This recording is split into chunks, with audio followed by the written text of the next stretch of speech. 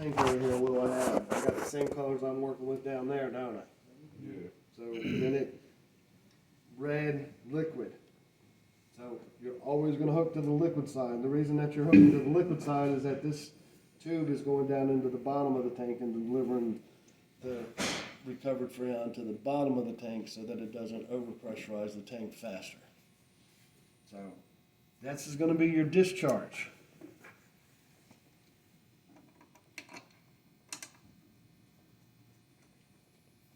Your machine is going to be in the recover mode. See that? Yeah. All right.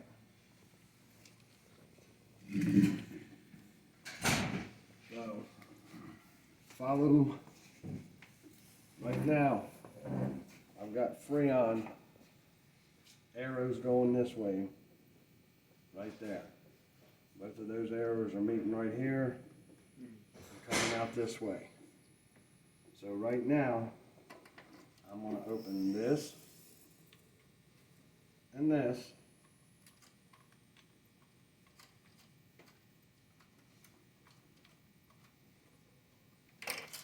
And I'm going to have Freon all the way over here. Alright, met in the middle. Pressure through the machine, up to here, all the way to there. Does that make sense? Mm-hmm. So, 2 down to 1, through there, over to here. I know I've got Freon there. I know I've got everything right. Then you open this tank. And right now, I'm going to hook up the extension cord and we're going to turn on this machine. And when I turn on this machine, these 2 needles here, both are going to go start going down. Because we're taking the pressure from inside that system and moving it over to here. And that pressure is caused by the Freon. So we're recovering the Freon through this machine, putting it into that tank. Same process every day. Suction, doubled up, everything you need. Right? Pretty simple. I'll find it. The paperwork that comes with these air conditioners and the new furnaces and everything that we install has every process that we do right in the book. So everything that I'm showing you, everything that I'm teaching you, you have a cheat sheet on you from the manufacturer on every job. That will tell you exactly this, will show you a thing of this exact thing I did here on how to hook it up. So let me find a place to plug in this extension cord.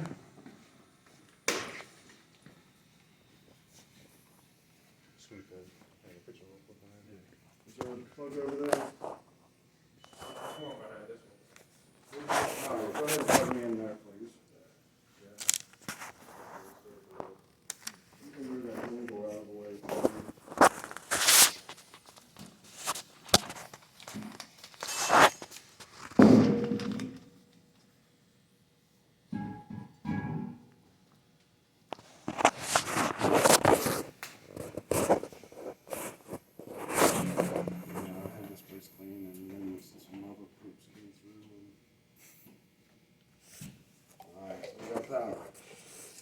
So we're open,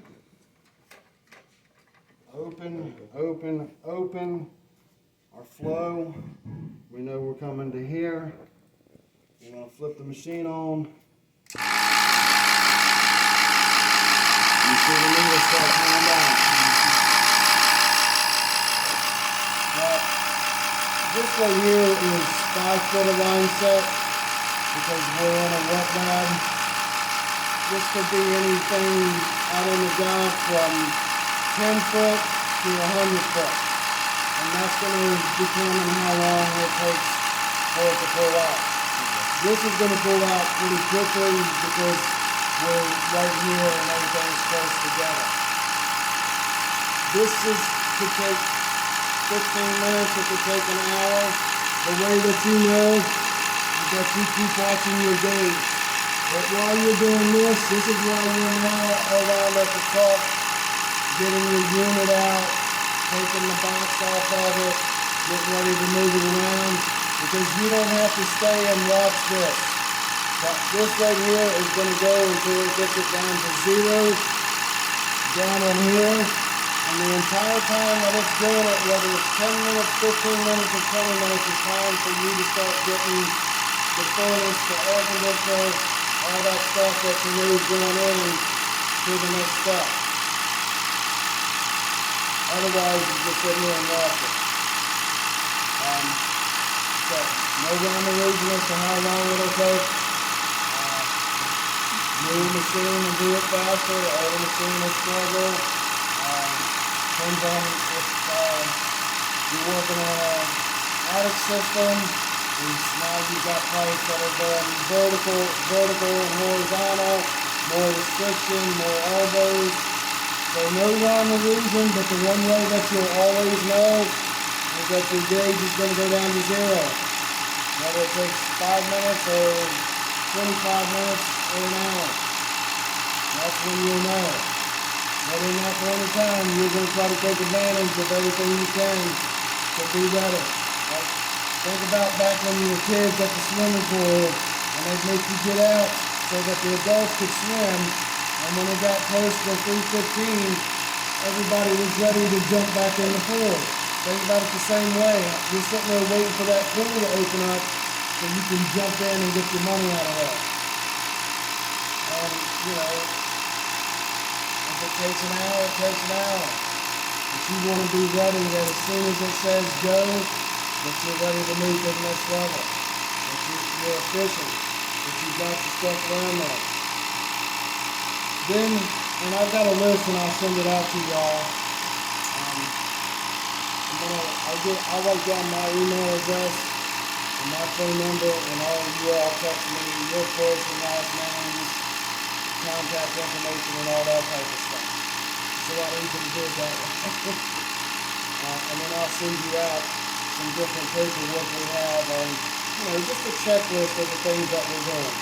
So on our checklist right now, we have confirmed that we have no power, and now we're doing the recovery. And while we're doing the recovery, we're at the next point of getting prepared to do the installation.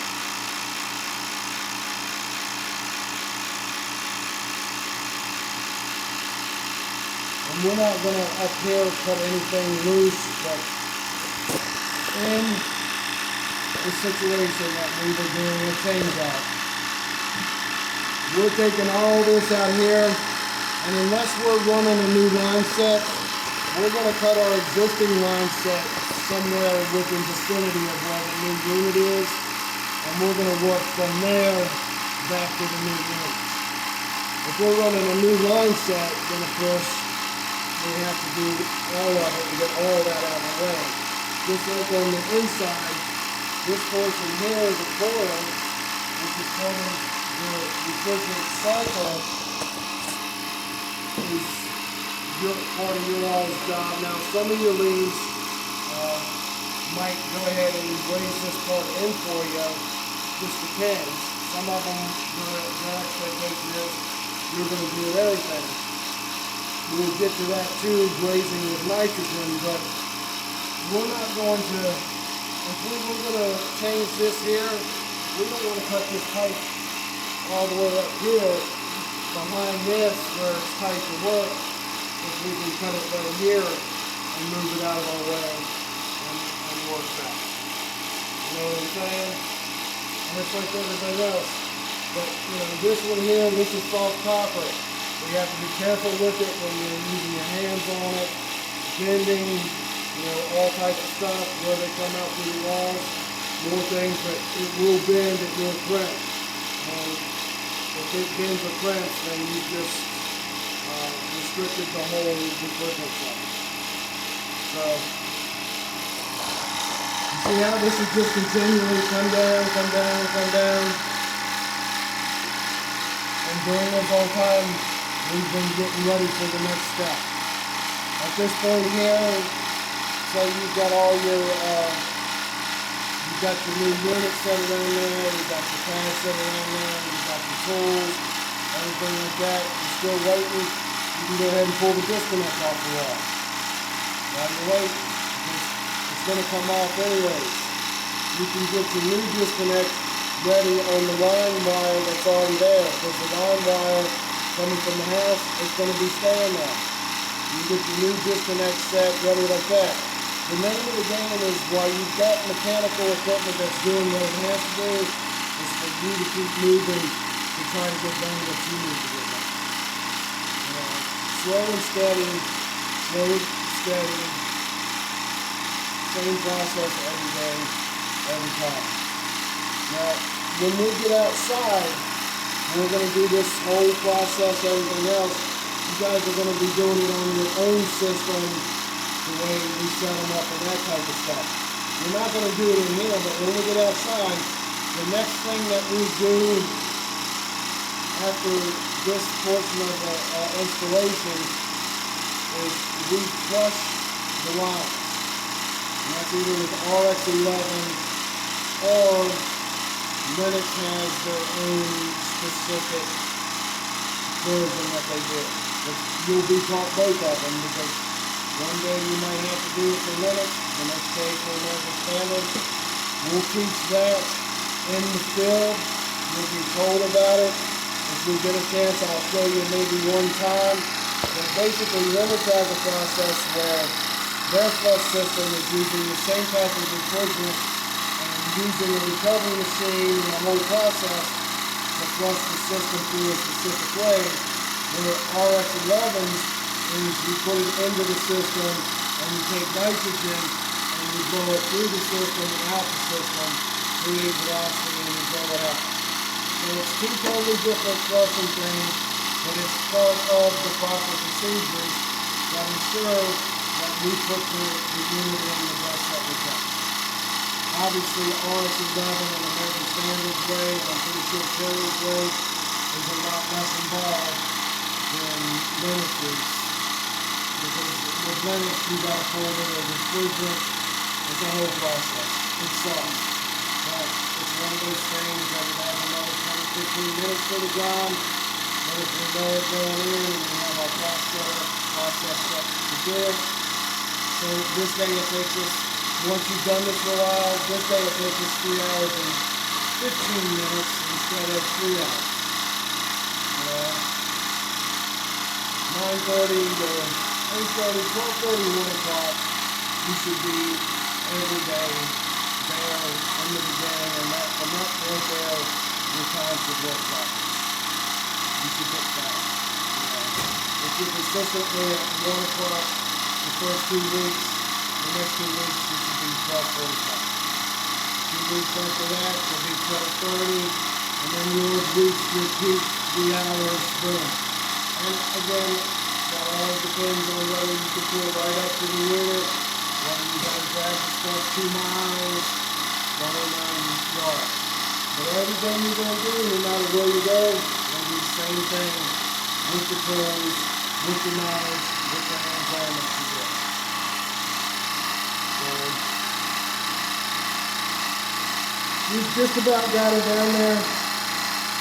Because I don't want to keep the noise up for these guys over here, I'm going to go ahead.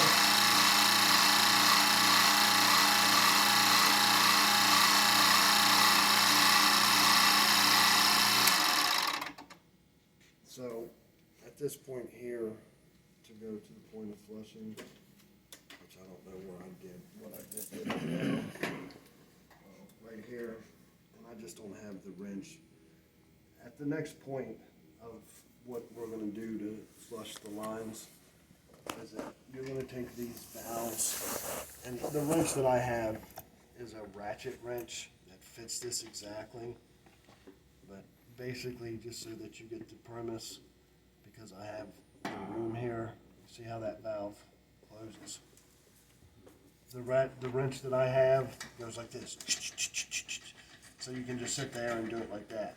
But you can see that all you're doing is closing the valve. So at the point that we close these valves, and you can see that this one is made for both valves.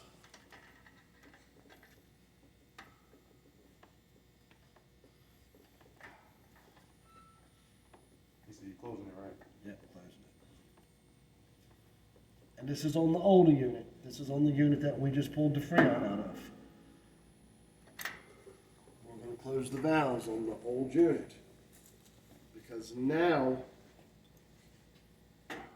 we have just closed this portion of everything here off to the lines here. Inside, before we do the flush, we're going to have gone inside and we're going to have looped the lines inside. And by looping the lines inside, and we'll show you there, we're going to take the small line and the big line, cut them inside, stick them together, braze them together. So that we still, because we don't need to clean the old coil. The only thing that we're trying to clean is the refrigerant lines. So in a change out, these lines would be cut, and then the little line would be stuck inside the big line, crimped shut, and brazed shut the same way we braze pipes. These joints right here, these are called brazed joints. So, and you'll learn that out, you'll do that outside too, but it's called looping it, because now we want to clean just the line set. We don't need to clean the old coil, and we don't want to put anything through the new coil, so this is the time to do it.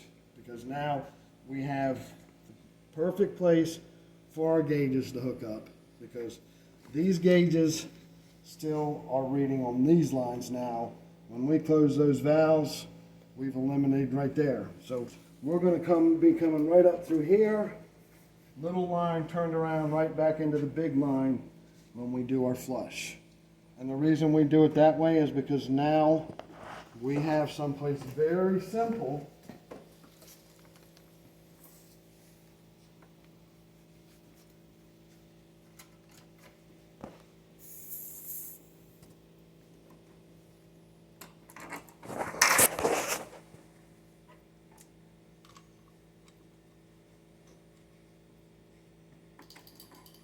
Alright, so we know we're done with this.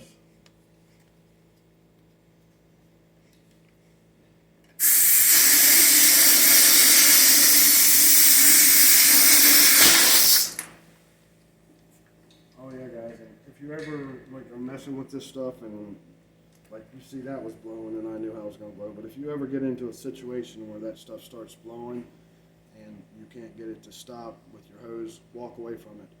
Freon will burn you worse than fire, and it's a cold burn.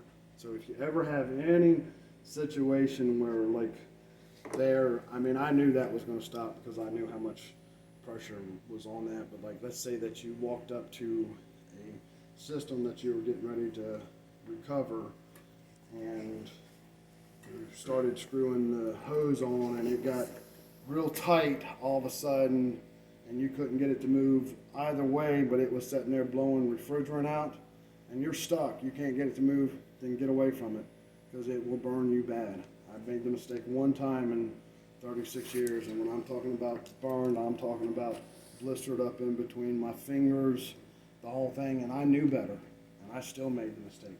This is after 20, because in my mind thought I said stop it, and I made the mistake.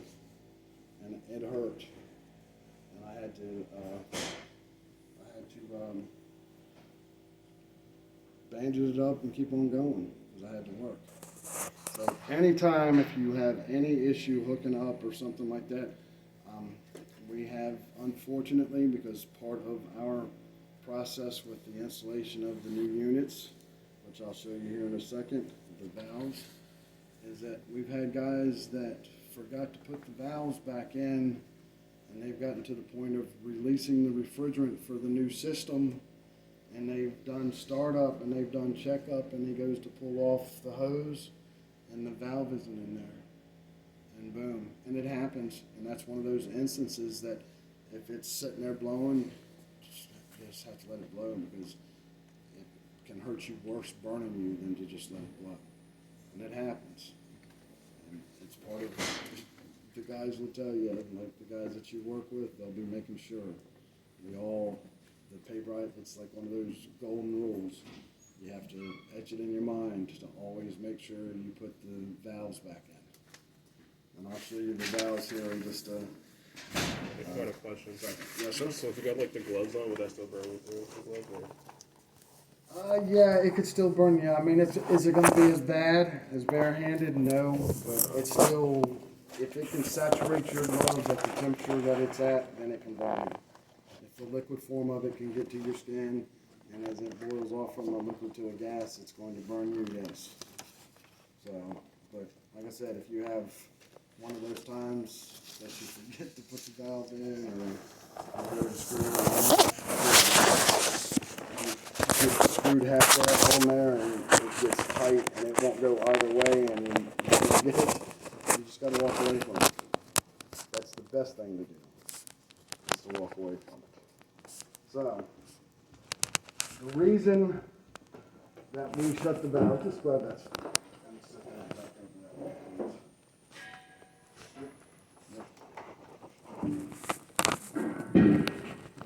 So the reason we do what we do, where we link it and hook it right there, is because then right now, you got a very simple place to introduce your RF11 into the system.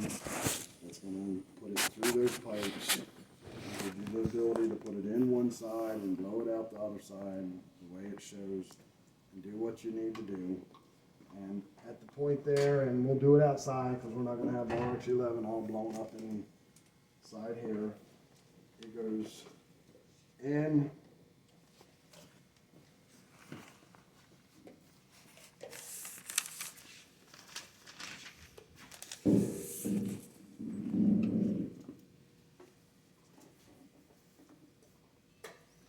So we've already put our RX11 in. Just make we're at the point. There's RX11 in there. This is nitrogen.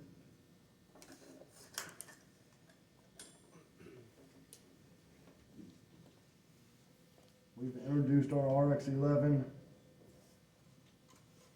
in on our liquid side. It's started the process of going up there, looping back through, coming back around.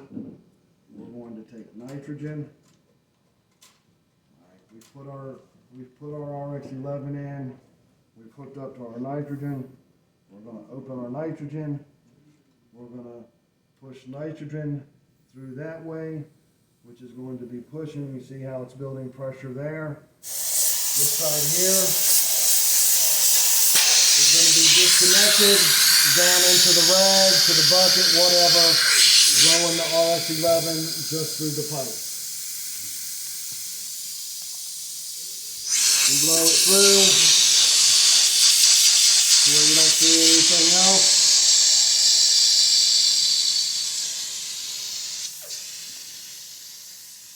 Blowing out.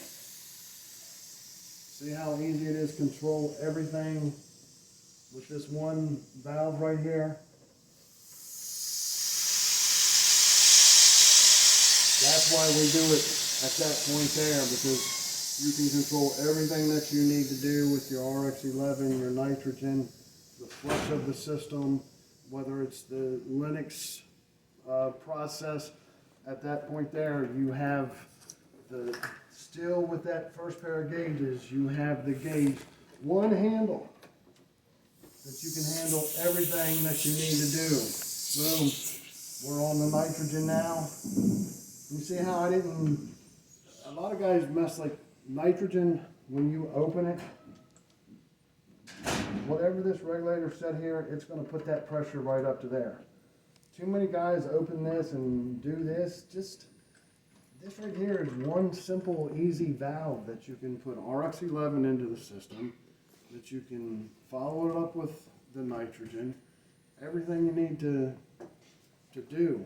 And, you know, some of the guys that were here before I here, you know, they're all over here fucking around with this and all this shit. Open that shit up, set it to a pressure. We're going to be pressuring up, using pressures up to 300-400 pounds for what we're testing. You see how this right here, how this regulator works right here? And this tank is about empty. This pressure right here, this is telling me how much pressure I have on the tank. And when I take this regulator in and out here, it tells me how much pressure I'm gonna be putting on this hose. See that? Well, I know that I'm gonna be working in this, just that this tank's going empty, but I know I'm gonna be working at 300 or 400 pounds, so I'm gonna pull my thing out, I'm gonna open my thing, I'm gonna set my regulator, and then I'm gonna do everything else I wanna do from right there, one simple valve. Those valves are the easiest way to open and close and do everything you need to do controlled. And then you're under control. Boom. That point there, it's flushed. You start disconnecting your unit, the old unit, and start making preparations to put back your unit, the new unit. And that's whatever it is. You know, you're gonna, at this point here, you're gonna probably need, there's two different sizes, there's three different sizes pipe that we primarily work with on refrigeration. 3/8, 3/4, and 7/8. And the pipe 3/8 is typically same for every size from a ton to 5 tons. 3/8 liquid line is the standard. In a long line application, you